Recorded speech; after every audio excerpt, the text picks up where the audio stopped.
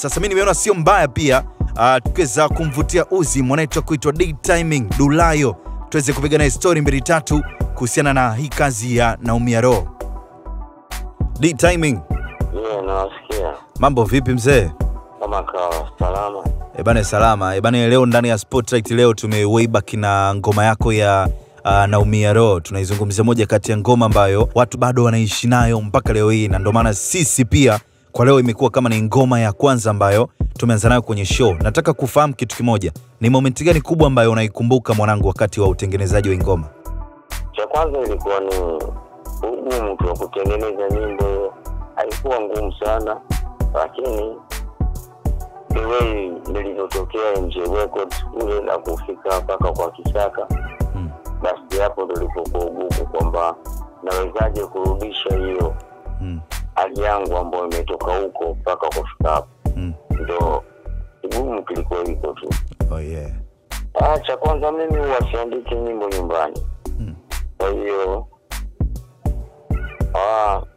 namshukuru Kisaka ambaye pia alipenda kunifanyia huo mdundo, na baada ya kufanya hiyo kitu baadaye ndio kikatokea nikaenda kwa KGT. Kama unasikia nyimbo unasikia pia nimetaja KGT. Yeye ndiye aliweza kuingiza sauti kwa sababu the way nilipotoka huko MJ Records nilikuwa sipati sound nzuri ambayo ilikuwa kwa Kisaka ndiko kuna kifaa kilikuwa hakipo.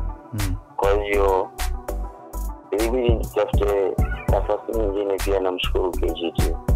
Oh yeah. Sawa, moja kati ya mtu ambaye ulishawahi kufanya naye kazi na ilikuwa ni kazi poa ambayo bado inafanya vizuri pia mpaka leo hii, inakuwa naizungumzia ngoma ambayo inafahamika kama Bila Yule. Hii ngoma ambayo uliweza kuifanya na Mheshimiwa Mwana FA, ambapo kwa leo tunazungumzia ni siku yake ya kuweza kuzaliwa. Unalipi ambalo unaweza ukamwambia Mheshimiwa Naibu Waziri Mwana FA?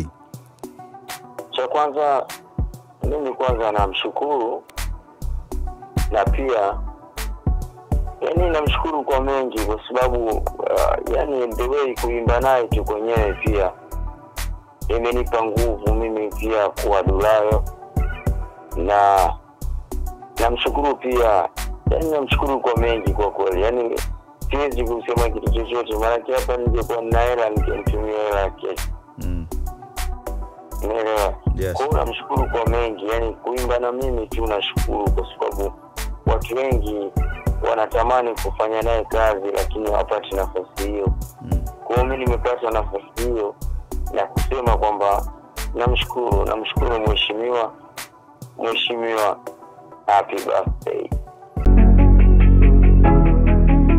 ST Bongo, nyumbani kwanza.